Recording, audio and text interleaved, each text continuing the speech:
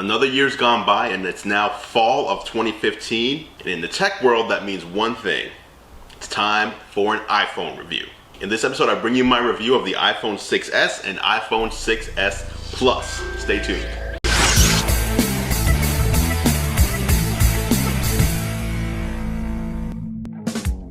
Hey guys, welcome to Bleeding Edge TV. I'm Andrew Webbers, editor-in-chief of GearLive.com. In this episode, I bring you my review of the iPhone 6s and the iPhone 6s Plus. These are the flagship smartphones released by Apple here in September 2015. Now, the S-tier iPhones usually get a bad rap, and it's because they look the same as the iPhones from the previous year. This year, same thing. We have the iPhone 6s, which looks, for all intents and purposes, just like the iPhone 6. Here in 2015, the iPhone 6s is the phone with the most changes from its predecessor.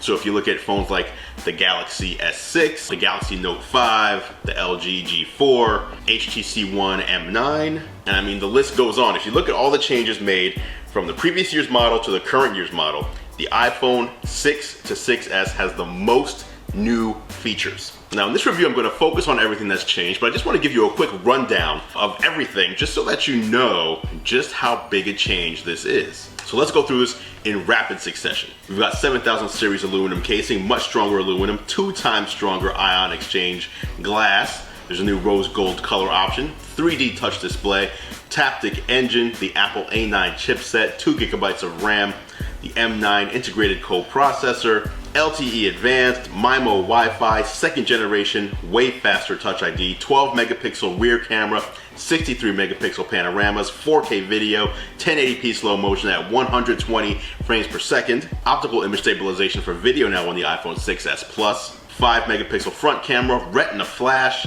playback zoom, live photos, and you can talk to Siri while the phone is unplugged. And I'm sure there's some things missing there. That was just rambling off the top of my head right there, so be impressed. But let's dig a little deeper now. Let's go into the iPhone 6s and 6s Plus review. We're doing both reviews here in the same video because for all intents and purposes, these are the same phones, just 2 different sizes with some very minor changes, which I'll talk about as we go through everything. So first, let's talk about the design differences, the changes in design. As I said, these phones do look similar, but they don't look exactly the same.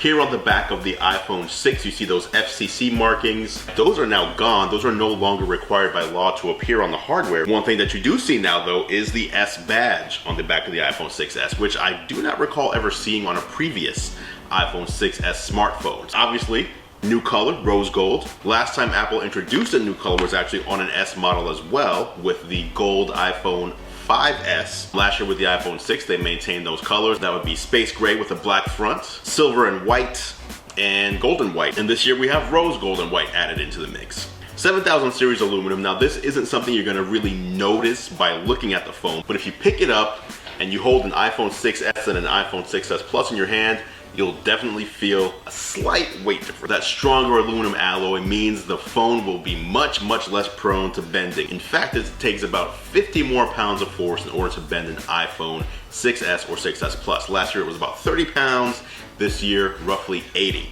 Okay, now let's move on to the display. In fact, this might be the biggest change this year, at least according to Apple. First of all, what's the same? You have the same 1334 by 750 resolution on the iPhone 6s that you had on the iPhone 6. And then you have the same 1080p display on the iPhone 6s Plus that you had on the iPhone 6 Plus. What's different though is 3D touch. It's an enhanced version of Force Touch. Let me show you what that looks like. Here you see that there are 2 gestures that Apple points out that make 3D touch what it is. It's peek and it's pop. Now you might not call it that, it sounds a little corny, but it does make sense. With peek, you can look at an app like Instagram or Safari or even your email and just lightly press on an item. In Instagram, you can press on a photo, and you can also act on that content. If you move the content up, it'll give you some menu options of what you can do with it real quick. Or you can just pop it open. So light press is the peak, push all the way down to pop it open, and it'll take you right to that content area. You can also bring up the multitasking carousel by using a 3D touch on the side of the display. If you swipe all the way over, you'll go to the last app you use. If you swipe towards the middle and release, you'll bring up the app carousel. You can just swipe through and find the app that you want to jump over to. Another cool area that 3D touch applies is the keyboard. You can actually push down on your keyboard and use it as a trackpad. So you can move the cursor around if you're writing a long email or editing a document. Found this to be a really handy feature. And 3D touch also works on the home screen itself. A lot of Apple's first-party apps have 3D touch built into them right now, so you can just push on something like mail or camera, take a picture, take a selfie, take a slow-mo, tap on the Photos app and it'll give you options to search or go back to a year ago. With email, you can tap on it and here you see the options, like you can just create a new email real quick. What's cool is third-party developers can also integrate this into their apps as well. So here you see Instagram, for example. Obviously, it's going to take some time for developers to adopt 3D touch as a brand new technology in the iPhone, but as you can see, there's some cool utility to it now, and it's only going to get better from here on out. Next up, Touch ID. So I've been a big fan of Touch ID since it made its debut on the iPhone 5S. It was super convenient for unlocking your phone back then. It was made even more convenient last year when Apple added Apple Pay and unlocked it for third-party apps so that you can use it to authenticate into secure apps like password managers and your bank and things like that. This year, Apple didn't add any functionality to Touch ID, but what they did do was introduce a second generation of Touch ID that's twice as fast. Now, Apple says it's twice as fast. It feels so much faster. So much so, in fact, that a lot of people are complaining about how fast it is. Now, why is that? Well, basically, you can now just tap on your home button and it'll unlock your phone. Before you tap the home button, you'd wake it up, you'd be able to see any notifications you had on the lock screen. Now, when you do that tap on that home button, you pretty much have unlocked your phone with Touch ID. But if you're someone who likes to use your lock screen for checking notifications, you have a couple options. First, tap on it with a finger that's not registered with Touch ID so that it doesn't unlock your phone. Or my method of choice is using the sleep wake button instead. So if I just want to check what notifications I may have waiting for me, I just tap on that sleep wake button. I can see my lock screen right there, act on any of those notifications, or throw my thumb on the Touch ID button and take myself into the home screen. Now let's talk about the specs and speed of the iPhone 6S. This phone is fast. This might be the fastest phone I've ever used. And I've used a lot of phones. There's a phone you can think of, I've used it. Obviously, just swiping through the interface here, as you can see, it's super fast. It's got 2 GB of RAM matching the iPad Air 2, which was a super fast tablet. Here you see there's no slowdown, swiping, multitasking, going into Notification Center, launching apps, coming out of apps. It's all smooth as butter. And here Geekbench shows that the iPhone 6S is actually faster in single core processing than the 2015 Apple 12-inch MacBook. That's crazy. Paired up with that 2 GB of RAM is the Apple A9 chipset. It's a 1.8 GHz dual core custom ARM V8 processor, and it's got the M9 integrated coprocessor, which tracks things like your fitness data and your movement data and is now always listening for your Hey Siri command. That's right, you can now just say Hey Siri out loud. Your iPhone does not need to be plugged in and it'll respond to you and listen for your command. Next up is probably my favorite upgrade going from the iPhone 6 to the 6S, and that is the cameras. Both the front and rear cameras got some serious attention from Apple this time around. Apple debuted an 8 megapixel camera on the iPhone 4S and kept 8 megapixels on the iPhone 5, kept 8 megapixels on the iPhone 5S, and kept 8 megapixels on the iPhone 6. This year, Apple's put a 12 megapixel rear camera on the iPhone 6S and 6S Plus, and with that, you get 4K video recording. Now that 12 megapixel camera is fantastic, by the way. Coupled with the photo processing on the A9 chip, this thing is fast, this thing is responsive, the images look great, they're nice and warm and true to life color. And again, the increased megapixel count means panoramas can now be 63 megapixels. You can now shoot 720p video up to 240 frames per second for super slow-mo, or you can go 1080p at 120 frames per second. 1080p 60 is also available, as is the holy grail 4K 30 frames per second on the iPhone 6S and iPhone 6S Plus. Now I mentioned there were a few differences between the iPhone 6S and 6S Plus, and this is one of them. Optical image stabilization last year was only on the iPhone 6 Plus. This year, Apple added optical image stabilization to video. So now the iPhone 6S Plus has OIS on both images and videos, while the iPhone 6S still, unfortunately, doesn't have optical image stabilization on either. Time-lapse is still there as well to give you optimized time lapses, but the big new feature in the software of the camera has to be live photos. Now, a lot of people have been saying that they don't get live photos. Why'd Apple do this? It's just a gimmick. But most of the people saying this, these are people taking pictures of boxes and stationary items, which live photos isn't meant for. It's meant for taking pictures of moving objects, of people, of scenes. But as someone who's a parent, who knows parents, people with kids, you take those pictures with live photos, it's just cool. So here's how live photos works. As you're holding up your iPhone camera, the iPhone starts recording video. As soon as you press the shutter button, it'll keep the last 1.5 seconds of video, it'll shoot the image, and it'll continue recording 1.5 seconds of video after that image occurred. But it's not a video, it's a live image. You can't watch the video in a video player. What you do is you use that 3D touch feature we talked about earlier, push down on the image and it'll come to life. The other camera change happened on the front of the camera. This might actually be the more important camera. I don't even know, because a lot of people these days are into selfies, so much so that 3D touching on the camera icon on your home screen brings up a take a selfie option. Ever since Apple introduced the front camera, it's been 1.2 megapixels. That started on the iPhone 4 6 years ago. Again, they've made some improvements to the camera, but not to the megapixels. Until now, it's gone from 1.2 megapixels on the iPhone 6 to 5 megapixels on the iPhone 6S and 6S Plus. Now it also shoots video, 720p video from the front camera, and now it has a retina flash. Apple uses the display as a flash, and it'll survey the lighting conditions of the room, and then it'll flash a shade that is complementary. Okay, let's move over to battery. Now I mentioned this review is gonna cover the changes in the iPhone, and this technically is a change. The batteries in the iPhone 6S and 6S Plus are a little bit less than the previous batteries found in the iPhone 6 and iPhone 6 Plus.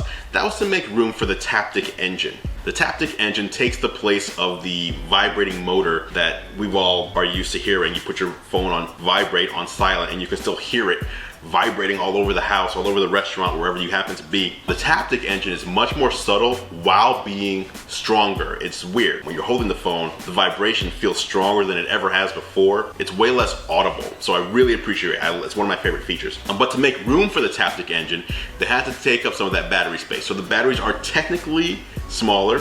The iPhone 6S has a 1,715 milliamp hour battery, while the iPhone 6S Plus has a 2,750 milliamp hour battery. And by the way, as you can see there, the iPhone 6S Plus does have a way bigger battery than the 6S. So that's the other major feature you have to consider. If battery life's a big thing for you, you might want to consider 6S Plus. The fact of the matter is, the battery life, as far as battery life goes, is pretty much the same. iOS 9 has been put together in a much more efficient manner. Despite having less battery capacity, it still has the same battery life. And in fact, you can actually stretch out that battery life now because iOS 9 has a new low power mode. And lastly, let's talk about storage and pricing, because if you're interested in one of these at this point and you want to pick one up, that's what you need to know. First, storage. Both the iPhone 6S and iPhone 6S Plus are available in 3 storage capacities. It's going to be 16 gigabytes, 64 gigabytes, and 128 gigabytes in size. You heard me right. 16, 64, 128. The same storage capacities as last year, which were ridiculous last year. They're still ridiculous this year. No one should be buying a 16 gigabyte phone in 2015. Just don't do it. These phones shoot 4K video that takes up about 375 megabytes per minute of video. Now again, you don't have to shoot in 4K, especially if you don't have a way to watch it, if you don't have a 4K display in your living room or a 4K display on your computer. You probably don't want to shoot in 4K, but still, that video is high quality and it takes up room.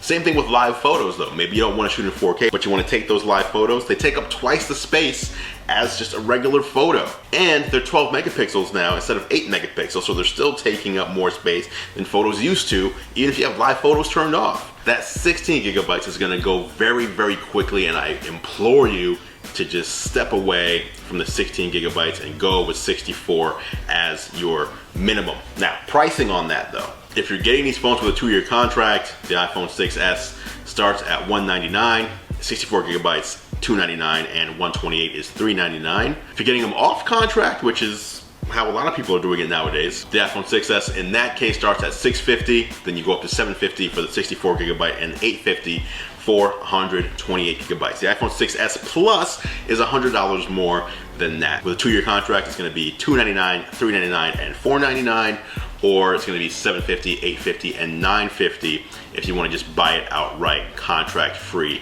unlocked. And that's it. That's it for this review. That's it for this edition of Bleeding Edge TV, my iPhone 6S and iPhone 6S Plus review. Let me know what you think in the comments below. Let me know what you thought of the review. If you liked it, please do hit that like button. Helps me out very much. If you didn't like it, you know what? Hit the thumbs down. Let me know that too. If you didn't like it, let me know. And then leave a comment below letting me know why you didn't like it so that I can improve for you in the future. But if you liked it, Bam, right there. And before I jump out of here, I just want to let you guys know we have a couple of giveaways coming up.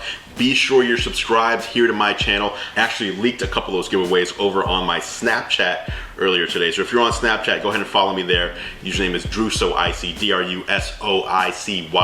You get a lot of my behind the scenes stuff there over on Snapchat, and you'll find out about a couple of the giveaways we have coming up. One of them though, I'll let you know right now, the new Apple TV comes out this month in October. We'll have a couple of those to give away, but of course you have to be subscribed here to even enter. So just take care of it now. Subscribe now and you'll have one of your prerequisites done and met in order to enter to win a new Apple TV with Siri remote. By the way, if you didn't see the unboxing we did, check it out. We unboxed the new Apple TV the day that it was announced. Did you pick up a new iPhone 6s or 6s Plus? Let me know what you picked up in the comments. I want to know what phone you got, what color you got, and most importantly, how much storage you got. Did you get a 16 gig? Did you get a 16 gig? If so, why? That's it for this edition of Bleeding Edge TV. Thanks a lot for watching, guys. I super appreciate it. You'll be seeing more from me very soon. I've got my schedule here of everything I'm recording. Got some cool game consoles to show you, some limited edition stuff, some stuff from Monster as far as headphones and speakers go, Apple stuff, car stuff, all sorts of stuff coming up. And if there's something you want to see, again, let me know right in the comments. Until next time, I'm Andrew Webbers. Thanks for watching. Be sure to hit that subscribe button as I mentioned, and I will see you in the next video.